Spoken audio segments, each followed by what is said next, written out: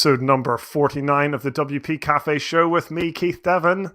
And with me, Mark Wilkinson. Thank you very much for joining us, everybody. Episode 49, one away from the big 5-0. Exciting stuff. Yeah, what have we got today, anyway? A couple of just topics I thought I'd throw, just stuff I've seen online that I thought would be interesting. Yep. One was a Reddit comment and thread and discussion about who is WordPress for. So I thought, we won't go through the whole Reddit conversation, but I just thought we could kind of pose that question to ourselves and talk to that a little bit. And then the other, I just was going to mention the WordPress developer blog, which I think is turning into a pretty useful looking resource. And then we had a couple of questions from some listeners, viewers, that I thought we could tackle as well. Great stuff. Including the future of Gutenberg and tools to build blocks with. Just to tease those questions. Yeah, sounds like some good topics.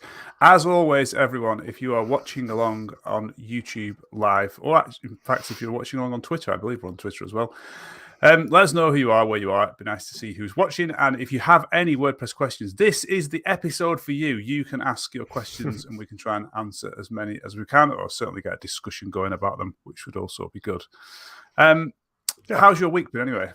Just aside? It's been okay. I mean, work-wise, feeling quite excited about our job board product. Yep. So I've been working away at that, trying to tackle some interesting CSS issues around specificity. Is like when you're dropping in, and this must happen to like form plugins and stuff, and all kinds of different plugins. But when you're essentially like dropping in markup to a site, you need it to style it a certain way. How do you do that? Because it's going to be inheriting some theme styles which are sometimes horrific, and you don't know the specificity that you're going to have to override, but you want to keep things flexible so that you can theme things to customers' needs and stuff. So yeah, some challenging stuff around that, but I think I came up with a good solution using custom properties and important. And I hate using important in CSS. It was one of the things that I was taught never to do. But I think for this particular use case, it's what I need to use. There's a couple of other ways I could have gone about things, but they all have their drawbacks. So that's the one I chose. It's still overwritable, isn't it, with the way you've done it, which is nice. So you can make some customizations and things, which is good. It's an interesting challenge, actually. My week work-wise has been very much in the same, but looking at the other side of it. So making sure that the back-end stuff for that plugin works and we can override different parts for different customers and things like that, which is going well. And there's nothing like actually throwing it on someone's site. So we've kind of built this and then, let's just throw it on client X's site that we've got, local site that we've got installed and see if it works. And then you're like, oh, that's interesting. Oh, I didn't realize it'd do that. And oh, why is it doing that? And then you work out those things, you fix those things, then you throw it on someone else's site, and then you get another bunch of bugs that you had needed to fix and stuff. So it really does help when you're doing that. That's been a good thing. And then I've been working with Easy Digital Downloads. Found, I won't say a massive flaw in our product because it kind of works, but a thing that Easy Digital Downloads was not doing that we thought it was doing, and may change the way in which we sort of like authenticate a user when a job gets posted. And that was to do with the way that it sets licenses to expire. You can only set licenses to expire in one place. So you basically can either choose them to be lifetime licenses, yearly licenses, or monthly licenses. And you can't choose that on a per variation of a product, which I thought was interesting. We've got some workarounds for that now, and it seems to be working locally. And also messing around with some product bundles, which work but don't work for us. So I think we'll probably go without them, but we'll see. Yeah, it's a shame. But yeah, it was interesting just working away around that and how's it going to work and getting all the licensing set up for the new product. So yeah, an interesting week for sure. So what we're going to tackle first? Who's WordPress for? Mark, who's WordPress for these days? Well, I still think the answer for that is actually a wide variety of people. But I think the powers that be if that's the right terminology. Maybe that's not the right terminology. The leaders of the project, essentially, who are defining where we're going, I think they have a very specific people that it's for, and I'm not sure that essentially aligns with everyone else's. So essentially, the Reddit comment was sort of saying, like, we don't really know who WordPress is for anymore.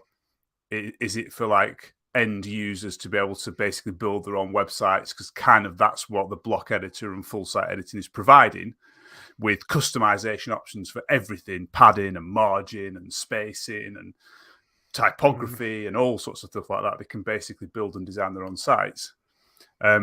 Whereas the reality of that is it's actually very, very hard to do and end up with a good website. Yeah. So it's kind of not really for them because it's too complicated, but it is for them because that's why those tools are there. So I'm not really sure. I think ultimately WordPress is for anyone that wants it to use it, and you can still customize it and make it work for your use case, essentially. Whether that is saying, I'm not using full site editing, I'm not using a block editor, I'm just carrying on with what I used to do, which I know a lot of people do, then that's fine. Or whether it's, I'm going to use this bit of the block editor or the full site editing because it's actually really useful to me, but the rest of it I'm not going to use. I think that's where we are at the moment. Whether that's a good thing or not, that it hasn't got a defined space, I think that's open for discussion. I'm not sure. What about your thoughts? I just had a thought, and the thought is, so there's this democratized publishing, yes, kind of mantra, mission statement, whatever you want to call it. I would argue that WordPress had already done that to an extent. It was already an open source platform that you could publish, you could build websites on top of, pre-Gutenberg, yes. Right? So has Gutenberg moved that forward in any way? And I'd say the way that you could argue that it has moved that forward is in terms of design capabilities. So is it democratizing web design, not actually publishing? Because the publishing thing's already kind of done. And in which case, who is that? Who's that for? Because I think, your experiences with full site editing and mine to some extent have been immensely frustrating and challenging. And so if that stuff's hard for us, it's not for your average Joe on the street to install WordPress on their own hosting, provider. So all those little extra steps that you need to get into this ecosystem anyway, rather than something like Wix or Squarespace. You've already got those little extra steps to go through to get something set up, to get a WordPress site up and running. And then you've got full site editing and just the kind of mess that is the WordPress admin to deal with. So it's not for those people, is it? Not yet. Anyway, I feel like it's not for those people, but then again, there's a learning curve to everything. You know what I mean? I mean, and it's a steep you talk learning about curve. Hosting your own site there. Essentially these days you can sign up for a host and they pretty much do all that. They just give you a username and password for the admin. So, but it's it is a step further. Yeah, it's a step further and a whole set of research and comparison, which host, blah blah blah blah. Whereas go to Squarespace and you're there. You've got a site set up. You choose a template. You're limited by that template. It keeps it looking nice, and you can get a web page up and running. Yeah, but people that need more than that. To build a Squarespace page, I've not built one, but surely they are the same things you have to do in Squarespace or Wix that you would have to do to build a page in WordPress. You have to know how to add a heading, you have to know how to format it, you have to know how to do this. And you won't know that when you start. Yeah, but there's I think I showed you the Squarespace interface recently, like briefly, yeah. Like the dashboard, like the equivalent of the dashboard. It is so clean and minimal. It's amazing. It's like a white page. You've got an example of like your homepage or whatever to one side, and then you've got, I don't know, like pages, marketing, email, like design. I can't remember exactly what they are, but there's like 10 things down the left-hand side. It's just so simple and straightforward. Yeah, it was clear. I'm not saying that Squarespace is a better platform, but for those people at the like, I just want a website. I just think that like, I want a website quickly. WordPress is just, it's not that anymore. And the more controls we add, like this Gutenberg project is making things more complicated, not less complicated. Yeah, like definitely. We're constantly, there's more and more and more being added, like more design controls. We've got shadows, I think now, of something like that. Which is fine, but like you just got more and more of this stuff that's put on the user. Like you need a UI for every one of these features. There's multiple places we can edit styles now. There's multiple ways we can kind of reuse blocks and create templates and template parts, and it's complicated. Yeah, it's confusing. I think one thing, like I was thinking the other day, if you asked me, like, okay, where do you go if you wanted to make a change to every button block on your site? Well, how would you do it? Yeah, and I don't know. Like, I don't know where that would be. Like, I mean, one way is go and edit all the buttons on every page. You could do it that way. You could do it. Can you do it in global styles? I don't know. Does that apply to every button? Then does it over? It's just complicated. Okay, so let's say it's not for the web complete novice, like super simple. I just need the most basic web page. Say it's not for them. Okay, and we would recommend Wix or Squarespace. I'm not saying I would, but maybe. Okay, so where does WordPress come into its own on that spectrum from super simple web page, web presence to enterprise level, fully functional corporate website? Or I don't know. Like where does WordPress shine on that spectrum? I'd say the top end. I was going to say that. I found myself wanting to say that, and then thought, yeah, that's strange. It does though, because it's so powerful and flexible, and at that end of the market, being able to customize, brand, get the functionality that fits with your business systems, all that kind of stuff becomes very, very valuable. Like the publishing workflows, and the way you can customize those and enhance those. Like I'd say there's stuff at that end of the market that isn't ideal with WordPress as well, but that's not necessarily the new block editor WordPress. That's because WordPress is open source and the way in which it's written and built. You've always been able to customize all aspects of WordPress to an extent, because of the way in which it's built as an open source product. You can see all the code. You can, but I would also say that at that end of the market, you're typically dealing with people who understand the importance of design and branding and everything, and good copywriting. So the people that are building those pages tend to be more qualified. Yeah, fair enough. Like you're working with marketers, for example, or designers who will cast their eye over something. So I'd say like the downsides of the block editor and full site editing and all this control that we're pushing onto users get slightly minimized by the type of person that's actually going to be creating the content. We've had a few questions. Let's just have a look through some of these questions. Just say hi to Tony and Sam, Phil, Kieran, Peter, and Craig. Thank you for joining us all. Phil mentioned a question. I don't know if it's a question, more of a comment, but it says, I personally don't think there are enough controls. Yeah, but I guess we've now started down this road. We might as well be an even better page builder. I wonder what more controls you want then. That's interesting. There's quite a few already there. That's an interesting one. But yeah, if you want more, you want more. There's nothing wrong with that. That's good. Kieran says, I would say that WordPress is too difficult to use now for someone who has no previous experience. The learning curve is incredibly steep and assumes a lot of knowledge. I would completely agree with you there, Kieran. I think I would say WordPress is too difficult to use now for someone who has no previous experience. I'd say it was probably always quite difficult, actually, though, for people with no experience to actually get a website up and running without any help. I don't think that's any easier now. And it probably should be, I would think, because I think that's what the goal is. Maybe not. Peter says, what I really want to know is who is using WordPress now. What is the breakdown of the 40% of the web? Is it devs, agencies, DIY, bloggers? I've asked for the numbers, but apparently that's not available. Yeah, it's a great question. Is that? It'd be difficult to get difficult to know, I guess. Yeah. I also saw, I think the other day, there's a festival, a conference on called CloudFest, I think. I just saw it was popped up a few times on my Twitter feed. I think like Yoast was there. There's a few other people from WordPress there. And I'm pretty sure it was from that conference. Someone said that 40% figure is completely out. Right. Like, is it higher or lower?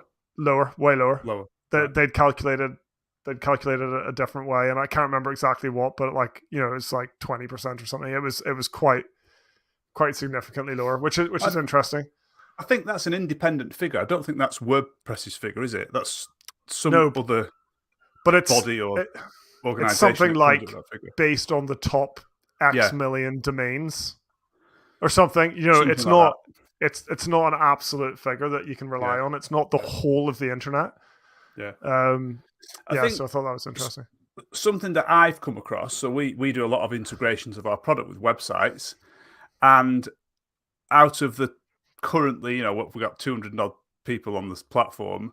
We've only ever come across one website which uses a block editor.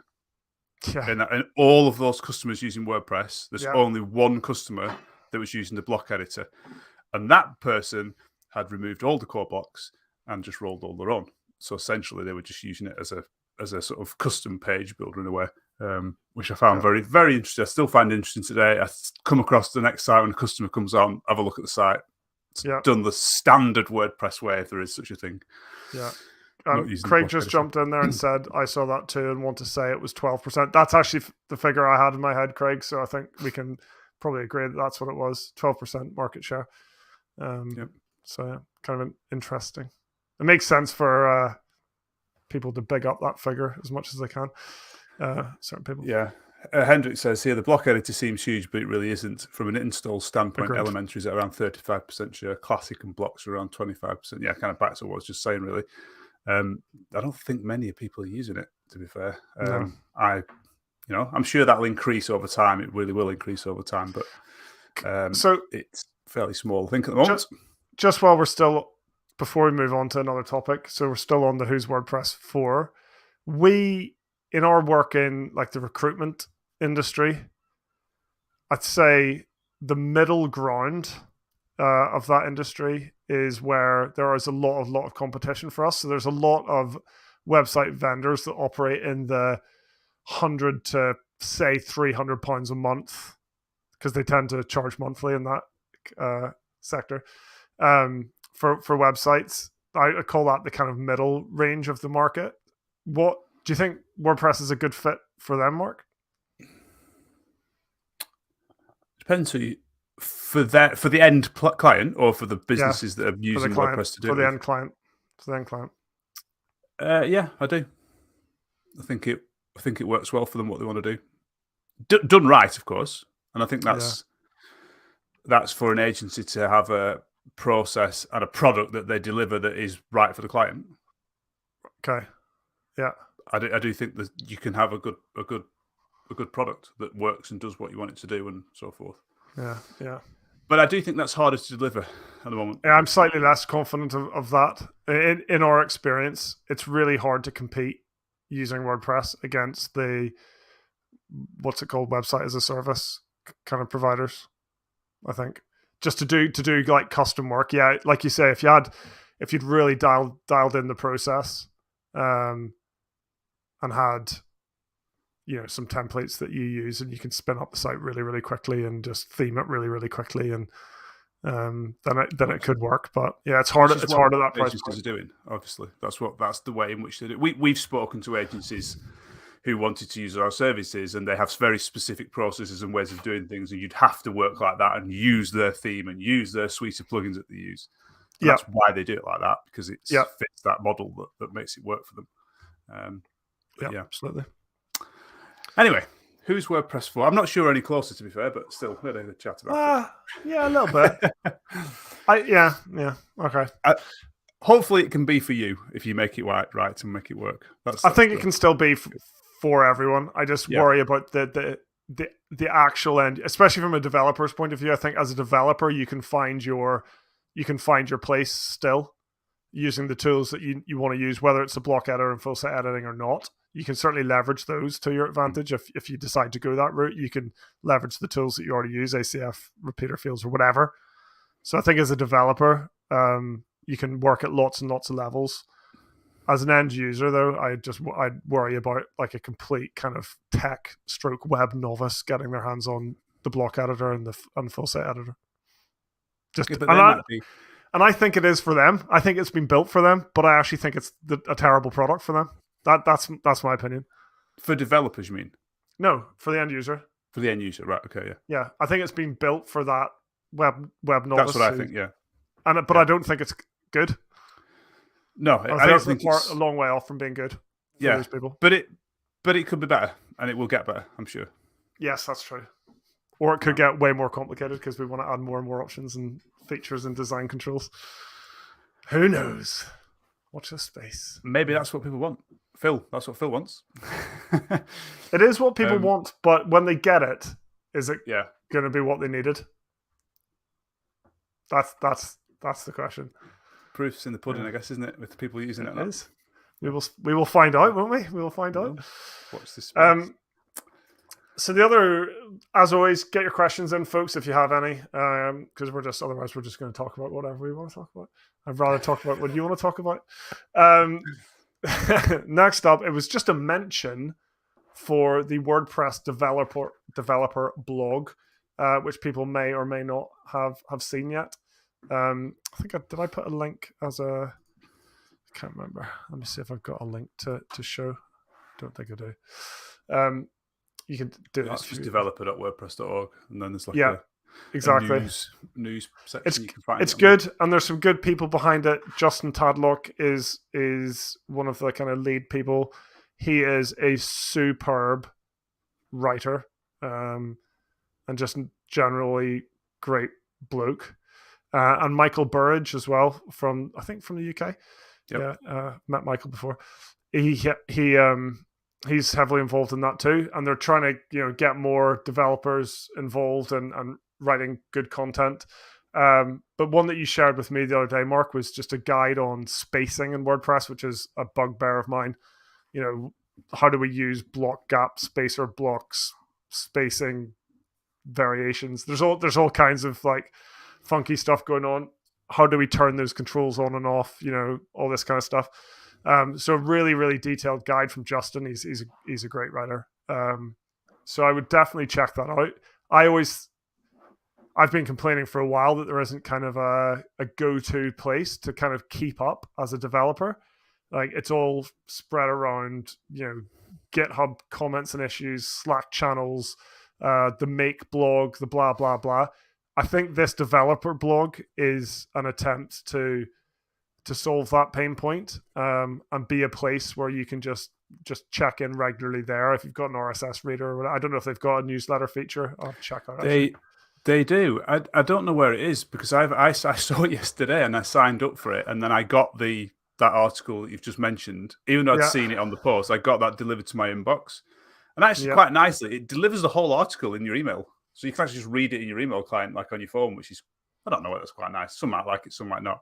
I do believe you can control that though with the settings for the subscription, but I might be wrong. So there is somewhere there is a subscribe to the developer blog. It's in the footer down there bottom, but you can probably see it, and you can stick your email list and subscribe.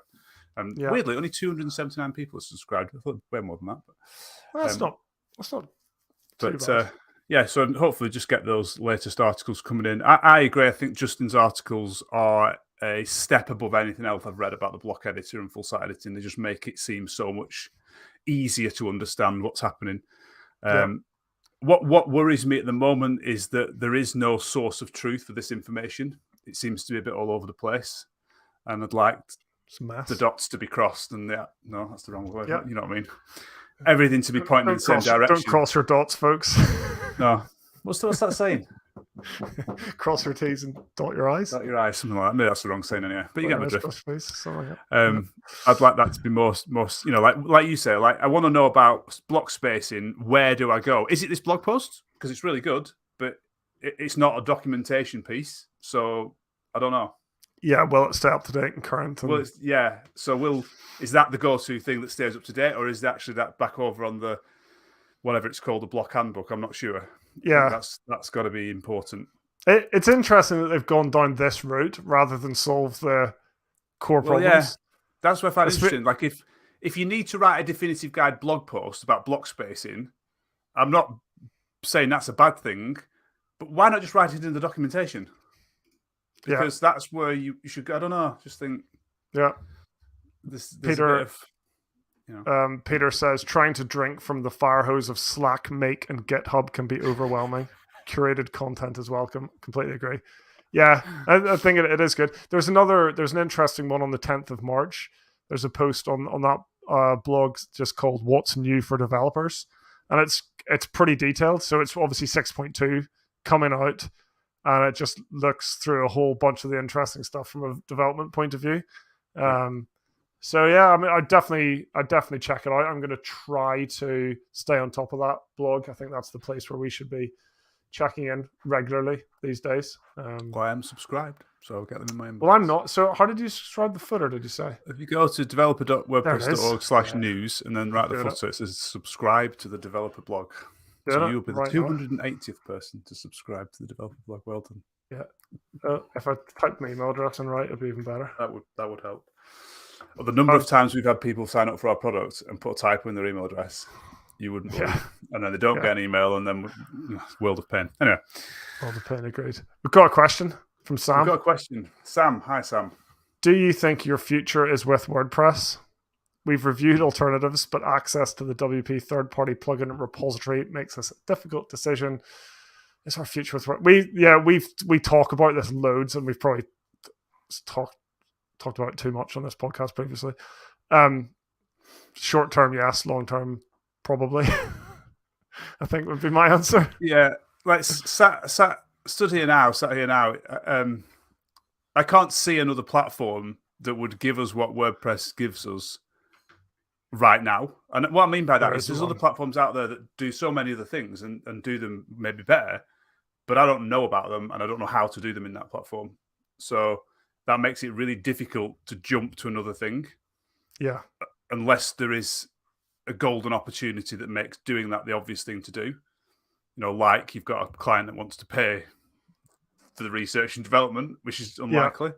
So I think our future will be in WordPress, but it might not be building websites in WordPress.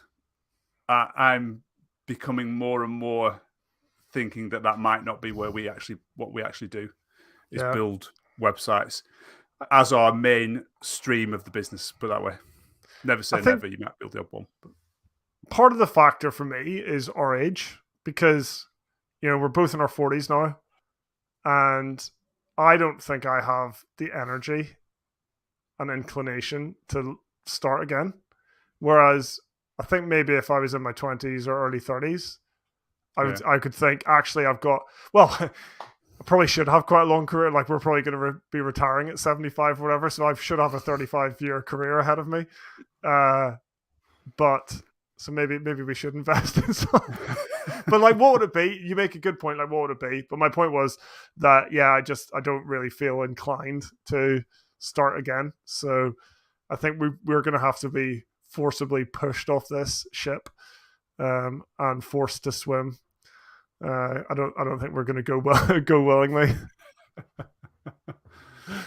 Hope that answers your question, Sam. But it's a good question, definitely.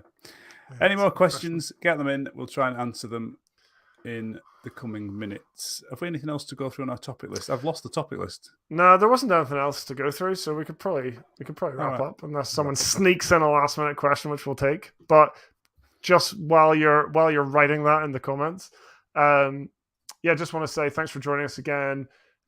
Please, just all we ask for to support the show is a like on YouTube would be super. If you're watching on Twitter, a retweet or a comment or something would be amazing. If you really want to catch more of these shows in the future, you should subscribe. So either do that on YouTube, subscribe and get notified, or you can catch us on your podcast player of choice. I personally am a big podcast listener, so I like to listen to stuff like this while I'm out and about, driving around, doing the dishes, whatever. So Yeah. No more questions. So let's wrap it up. What's that? What do you say? Do you not have a dishwasher? Yeah, it's me. I'm the dishwasher. You're the dishwasher, all right. So. Yeah. No, we have a dishwasher. I don't do the dishes really. We do, but we never use it. No. Why not? I quite like doing the dishes. I find doing the dishes quite therapeutic. And I find by the time you've rinsed everything, loaded the dishwasher, unloaded the dishwasher, you may as well have just done the dishes. I could be wrong. Could be wrong. Folks thought they were coming to learn about WordPress development and learn about dishwashing. The content you've always been wanting. Anyway, that's all from us. On that note, thank you for joining us. We'll be here same time, same place next week. We'll see you then. See you soon. Bye.